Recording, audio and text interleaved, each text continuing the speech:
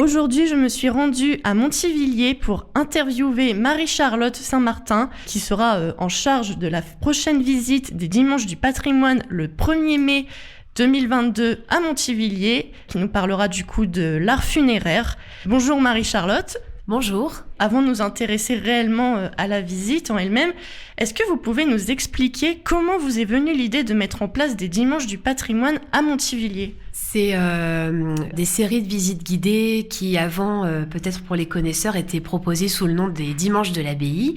Et en fait, le but, c'est de proposer le premier dimanche de chaque mois, entre février et octobre, des visites guidées thématiques. Parce qu'en fait, on fait des visites guidées de l'abbaye très régulièrement ou de l'église, mais là, c'est de s'intéresser à une thématique en histoire ou en histoire de l'art plus précise.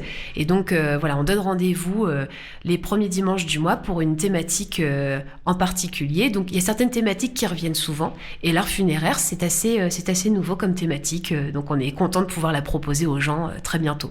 La visite du 1er mai portera, comme vous l'avez dit, sur l'art funéraire. Est-ce que vous pouvez du coup nous définir cet art et en quoi il consiste exactement ? Eh bien, l'art funéraire, en fait, on a beaucoup de beaux exemples à Montivilliers. On a la chance d'avoir un cimetière, qui date du XVIe siècle. Donc, on a en fait des traces de ce qu'on pouvait faire au niveau de l'art funéraire ou en tout cas de l'art macabre à une certaine époque, au XVIe siècle. Donc, on a beaucoup d'exemples sur lesquels s'appuyer. Et ce qui est intéressant dans l'art funéraire, alors c'est vrai que c'est un sujet qui est pas forcément, très drôle en ce dimanche, je l'espère ensoleillé du 1er mai, mais c'est pas un sujet triste non plus, parce que ça va être un sujet très intéressant. L'art funéraire, ça nous permet en fait de voir les mentalités que l'on avait autour de la mort, suivant les époques. Et notre but à nous, c'est de nous appuyer vraiment sur le patrimoine montivillian et de repérer les symboles révélateurs des mentalités qu'on avait au XVIe, au XIXe siècle ou au XXe siècle. Voilà, on va passer en revue beaucoup de choses pour un sujet qui, à mon sens, est très très intéressant puisque se développe de plus en plus des visites dans les cimetières maintenant. Quels éléments allez-vous présenter pendant cette visite ? Déjà, on va donner rendez-vous aux gens sur la place de l'église. On va se rendre dans le cloître de l'abbaye de Montivilliers, où il y a déjà un élément qui est très intéressant à regarder. C'est une tombe ancienne, une dalle funéraire très ancienne d'une personne qui appartenait au clergé. Donc, on va déjà devoir révéler certains symboles liés à la religion. Donc ça, c'est la première chose, la première étape de la visite. Et après, on va se rendre plus précisément au cimetière de Brize-Garré, où il y a énormément de symboles. Je pense qu'on va pas parler du tout des sépultures récentes, on va parler de sépultures plus anciennes, on va parler des monuments aux morts, de leurs origines, des petits détails qu'il faut relever. Alors pourquoi il y a souvent des palmes sur les monuments aux morts, tout ce genre de choses. On va aller sur des tombes dans le plus pur style romantique 19e, et là on va révéler, on va voir les petits symboles. C'est quoi la différence entre une rose qui figure sur une tombe et sur la tombe d'à côté? Pourquoi on a un lys? Voilà, on a le langage floral qui est très intéressant à décoder. On va voir des tombes médiévales aussi. On a des symboles de la mort qui sont vraiment extrêmement poignants, extrêmement touchants. On peut être très surpris par ce qu'on va découvrir. Et on va aller aussi au niveau des carrés militaires. Moi, mon but dans cette visite, c'est qu'au-delà de s'appuyer sur les sépultures qu'on va découvrir, c'est parler de l'histoire des cimetières au travers des époques. Et puis expliquer aussi certaines petites choses, travailler autour de la sémantique. Voilà, d'où vient le mot corbillard?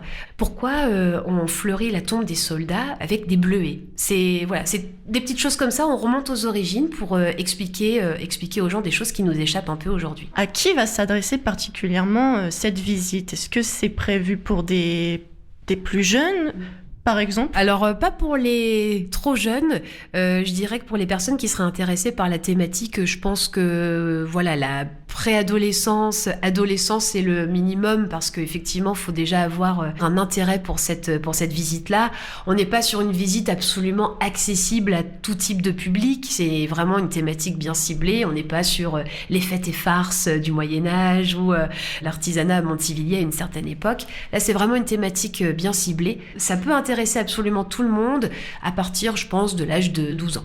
Est-ce que vous pensez du coup que cette visite elle peut s'adresser à des personnes qui n'ont pas de connaissances ou peu de connaissances en art ? Bien sûr, puisque moi je suis guide pour le service patrimoine, mais à travers mes études ou ce que je fais dans la vie de tous les jours, je suis pas spécialiste de l'art funéraire. Donc je me suis énormément documentée, bien entendu. Je suis guide, mais je ne me prétends jamais spécialiste des thématiques.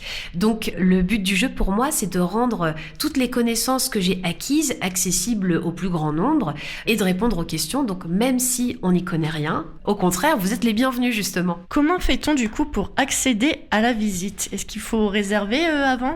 On n'est pas obligé de réserver, mais c'est mieux. Vous pouvez réserver votre visite par téléphone au service patrimoine. Enfin, c'est le service culturel branche patrimoine de Montivilliers. On peut aller aussi sur notre billetterie, la billetterie de l'abbaye de Montivilliers. Donc c'est billetterie.abbaye-du6montivilliers.fr où vous pouvez retirer directement vos places en ligne. Mais si vous n'aimez pas tout ce qui est internet, réservation de places en ligne, etc., rassurez-vous, je tiendrai une billetterie sur place juste avant la visite. Il suffit de venir une petite dizaine de minutes avant pour retirer ses places auprès de moi. Donc ce sera place de l'église le rendez-vous. À quelle heure débutera la visite? 15h, donc il faut venir un tout petit peu avant. Le départ de visite se fait depuis la place de l'église, mais on va vite en sortir de la place de l'église pour commencer dans le vif du sujet. Et il faudra compter combien de temps pour la durée de la visite? J'espère pouvoir vous dire 1h15, mais souvent ça déborde. Mais c'est pas de ma faute, hein. C'est souvent avec les questions des personnes qui viennent. Donc moi je vise 1h15, 1h30 de visite. En plus on a un petit temps de marche jusqu'au cimetière de Brize-Garré que j'ai la chance de pouvoir faire découvrir ou redécouvrir pour certaines personnes. Mais ça peut durer un petit peu plus longtemps suivant vos questions. Je suis prête à y répondre. Merci beaucoup. Merci à vous.